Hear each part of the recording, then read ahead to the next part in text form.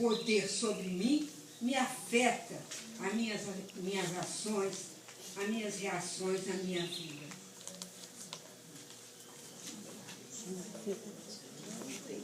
Primeiro.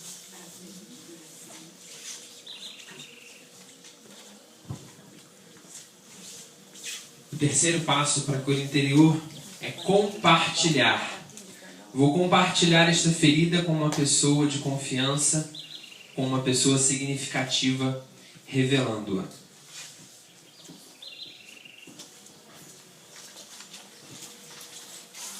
O quarto passo é confessar. Confessar que esta ferida é de nível emocional.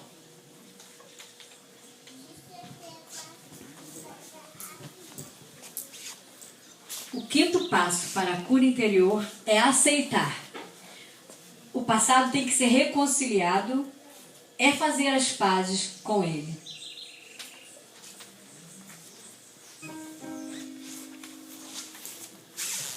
É preciso fazer diferença. O sexto passo é optar por ser diferente.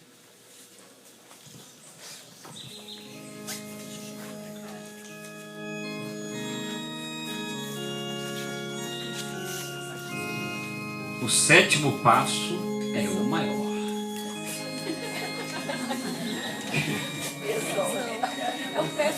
Exige um pezão. É fazer essa opção diariamente. Pezão. Então nós vamos ouvir, né, sobre este sétimo passo, né, Nelly? A partir então da palavra do pastor Marcelo, vai nos ministrar sobre optar diariamente.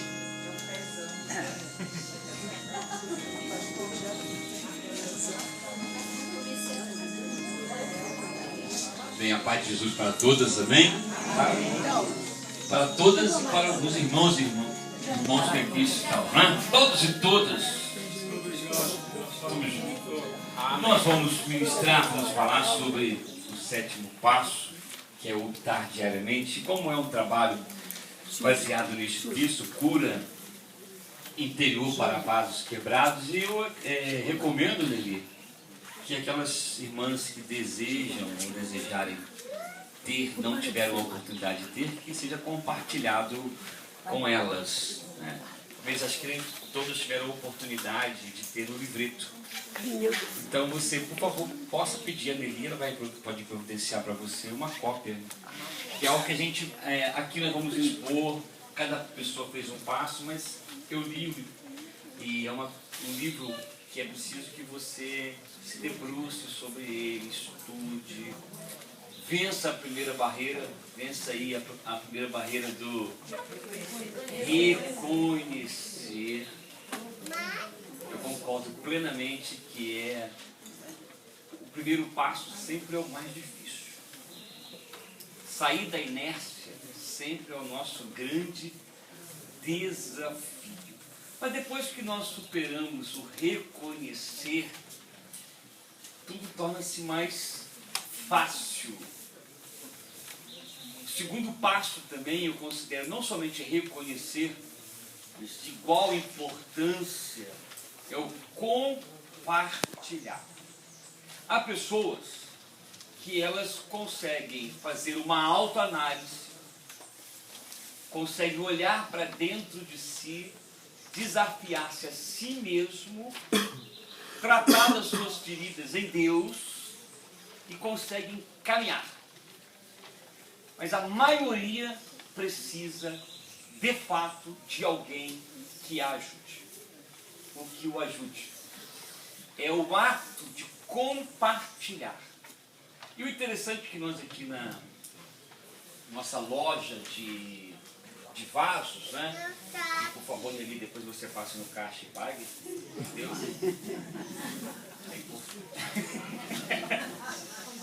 Se nós prestarmos atenção, este vaso, esse, por exemplo, é um vaso muito bonito. Vocês concordam com isso?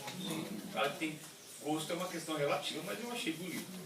Porém, ele estivesse trincado aqui, sem uma pequena borda, já não provocaria em nós um olhar de contemplação.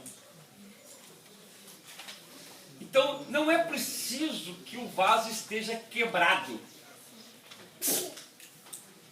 Basta uma lasquinha para que ele perca a sua beleza, harmonia. Lívia outro dia comprou um vaso muito bonito para colocar lá em casa, um vaso para combinar. E ele veio na caixa, talvez no ato do correio, ele lascou. Uma coisa assim, mínima. E vocês sabem, as mulheres sabem muito bem como são os homens, né? Ah, deixa aí, pra mim não tá atrapalhando de nada. Vira esse vaso pra lá. Entendeu? Pega essa lasca, vira pra parede. A porta ali, quem olhar não vai ver a lasca. Mas mulher é detalhista, né? Ela não aceita esse vaso. Botou na caixa, entrou em contato com a empresa e devolveu o vaso. E a semana passada chegou o vaso novo. Então, usando este exemplo, uma pequena lasca tirou a beleza e incomodou. Incomodou.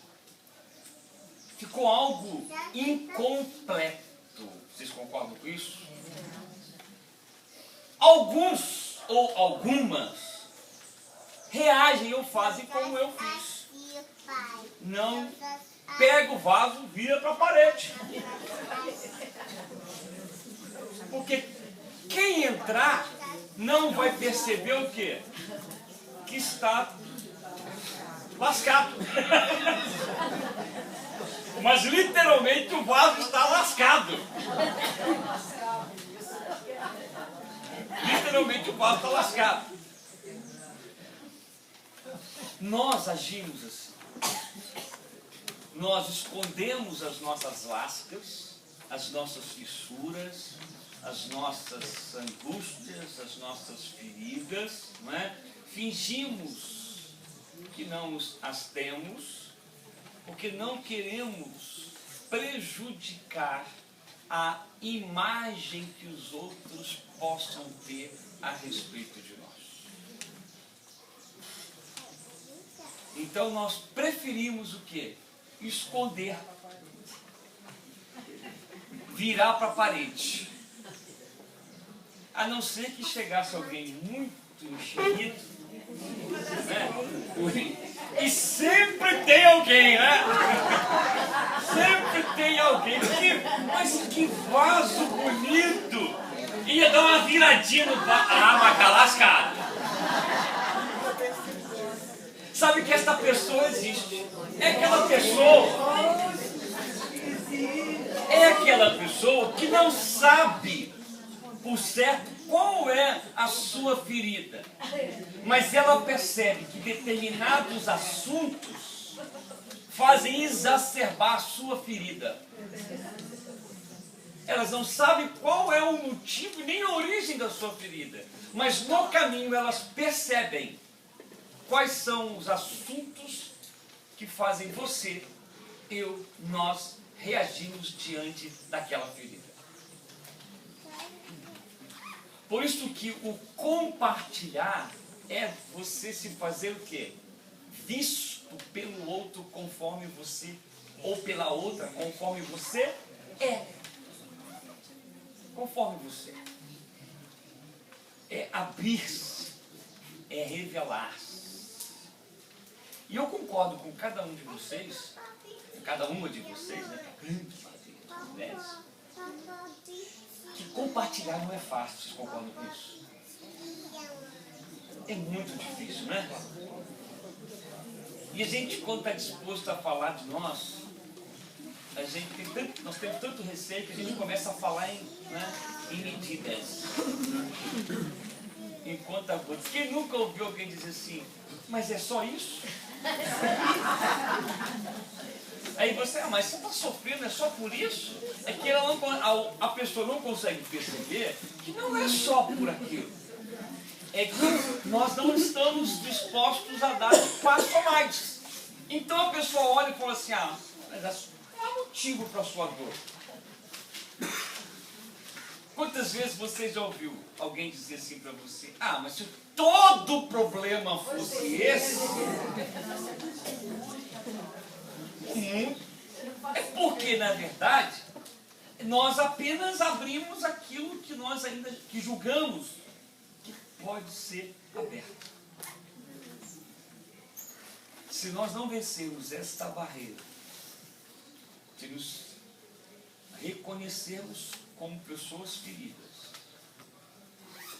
e não estivermos dispostos ou dispostos a compartilhar em sinceridade, nós não alcançaremos o terceiro passo, que é confessar.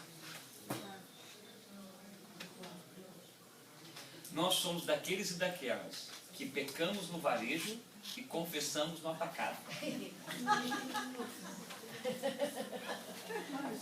Vou repetir. Nós pecamos no varejo e confessamos no atacado. Quer um exemplo? Todos nós somos conscientes dos pecados que nos machucam, que ofendem, mas diante do Senhor nós oramos, Senhor, perdoa os meus pecados. Quais? Todos. Mas é impossível, né, Cláudio? Tratar de todos ao mesmo tempo. Né, Regina? É preciso pontuar. É preciso dar nome. Porque nós chegamos a certa forma, a ponto de algumas feridas, que nós não suportamos sequer dar nomes a elas. Nós fugimos. Quer ver um exemplo?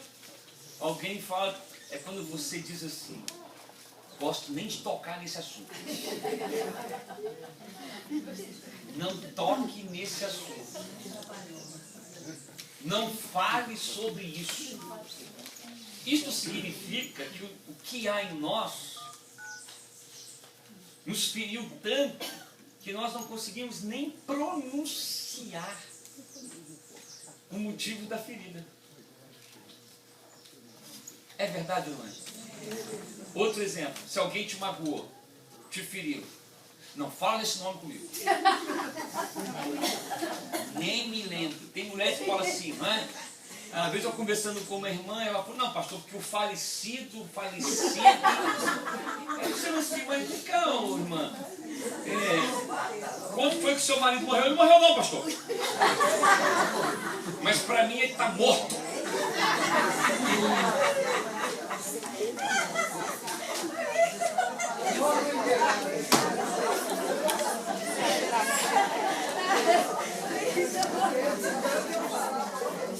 Ela não conseguia falar o nome do marido. Isso demonstra que ela deve ter feridas profundas em relação à afetividade, ao carinho, à forma como ele agiu. E é muito importante, porque, biblicamente, quando nós confessamos, o Senhor nos perdoa. Vocês concordam com isso? Amém. Mas muito mais do que a certeza do perdão de Deus, é a consciência que brota em nós, que nós estamos libertos de toda culpa existencial. Que quando nós abrimos os nossos corações, nos colocamos diante do outro, compartilhamos a nossa dor, a nossa angústia em sinceridade, sem receio de ser ajuizado, porque nós temos dificuldades em nos abrirmos uns com os outros, com receio de que o outro ou a outra venha emitir juízo. Se nós nos ajuizássemos menos, nós seríamos mais transparentes uns com os outros. Porque não há nenhum outro motivo que me faça a esconder minhas feridas que não seja o receio de ser ajuizado pelo outro. O que o outro vai pensar? E a minha imagem? Nós perdemos bons pastores no caminho e boas pastoras no caminho por causa dessa, desculpa, eu chamo de praga, a praga da autoimagem.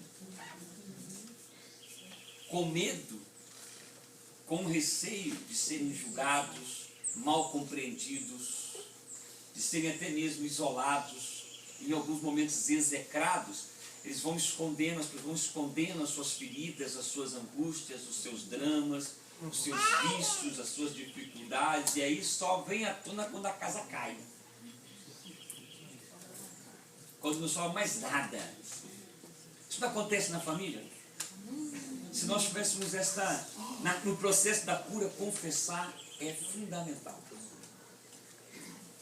Porque confessar, além de você ter a certeza do perdão divino, você tem a convicção de que você está livre. Você conhece alguém que foi ou possa ser chantageado? Quando é que alguém faz chantagem?